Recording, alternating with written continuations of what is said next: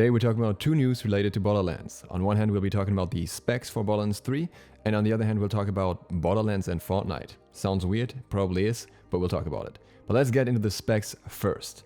So the official Borderlands 3 PC specs have been revealed, and they've given us the information for minimum requirement and for recommended specs, both for Ryzen as well as for Intel, which is pretty new, but I like it that they're actually doing that.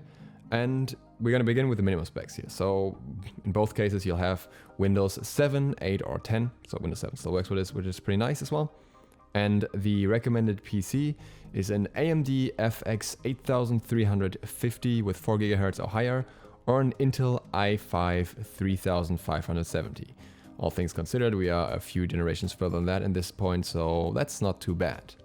The RAM requirement is 6 GB, so also pretty low, not even 8 GB here. That should be manageable for most modern PC users as well. The GPUs that are required are an AMD Radeon HD 7970 or an NVIDIA GeForce GTX 680. That, again, should be very manageable. Hard drive space is going to be 75 GB, so if you have a small SSD that might halfway fill it up already, as it will be the case for me. So, worth keeping in the back of your head. The stuff that's a little bit more crazy are the recommended specs, because again, you have 7 and 8 and 10 as your Windows options, but the recommended CPUs are an AMD Ryzen 5 2600 or an Intel i7 4770. Also, 16 GB RAM and either an AMD Radeon RX 590 or an NVIDIA GeForce GTX 1060. Those specs are not the highest possible, but still surprisingly high for recommended specs. However, in this case, the devil is in the details.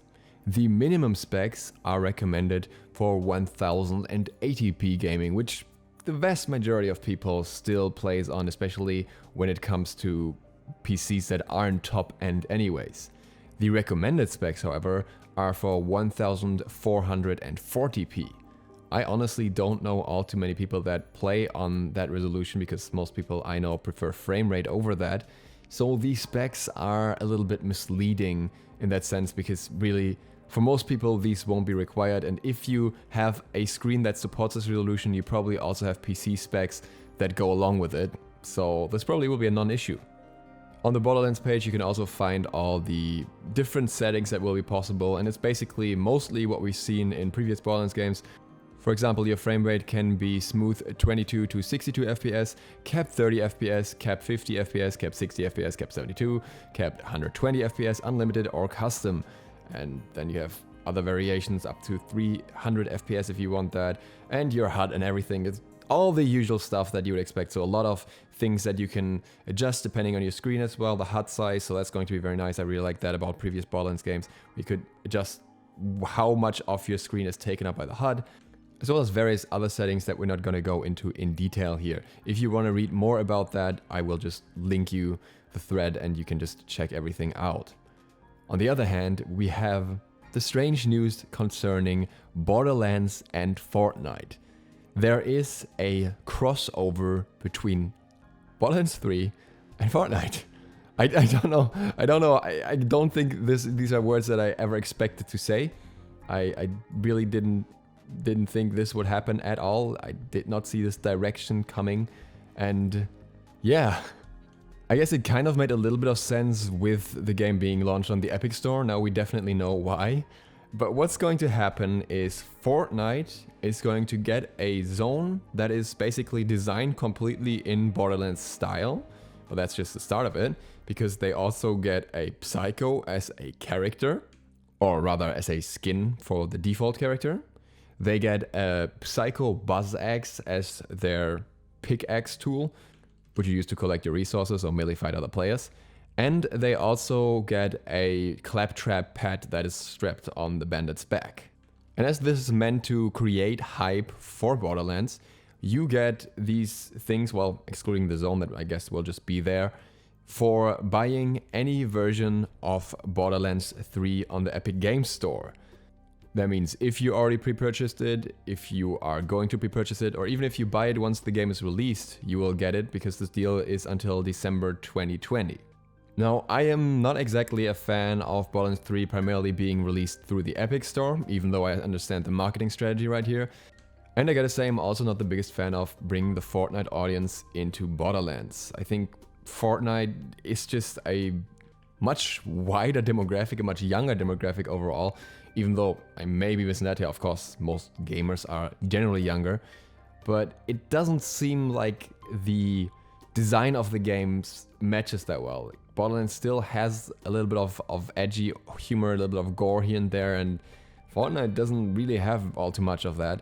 So I'm not entirely sure how this will mix when you have Fortnite players coming over into Borderlands, but at the same time, a bigger player base is of course better. I just hope it doesn't affect the direction of Borderlands expansions or Borderlands games in general. I was also a little bit concerned about how the thing would work the other way around. Like, the whole collaboration is called Fortnite X Mayhem, so I'm assuming there will be some part where somehow Fortnite goes into Borderlands, at least from what it sounds like so far. It would make sense for, you know, marketing in both directions. And if that's the case, then I originally thought that would be rather weird and not very fitting, and most people thought the same way, but some people actually made some good points on how this could be implemented in a way that's actually entertaining for us as well. Valdi said that you could, for example, add a slaughter dome, which we already had in past Borderlands and we know will return, with the people dropping from the sky, kind of like in Fortnite, and then you take them out as quickly as possible. So it would kind of, I guess, be something for the Fortnite haters as well. Or they could make a gun that is just super obnoxious with like lines that refer to Fortnite, just yelling like, that's a victory royale, or we won Fortnite, or anything else that's super annoying, and that might just fit in with the spirit of especially what we saw in the pre-sequel as well, but also with other annoying guns that we had in Borderlands. It is worth mentioning that Borderlands has made references to other games in the past, like for example to MMOs in general with the whole Tiny Tina's DLC, to Minecraft with a little bit of a hidden area where you just have Minecraft blocks and everything, and you can get specific cosmetics as well as I think Dark Souls spawn point. So there are some things that they already threw into the game, and they made it in a way where it was entertaining enough, so I hope that they keep up this kind of theme, and in that case it wouldn't be all too annoying. So let's see what happens. My name is DukeSloth, and if you enjoyed this and you're new to the channel, feel free to click the sub button and the bell, it really helps me out. And other than that, see you for the next one tomorrow. DukeSloth, out.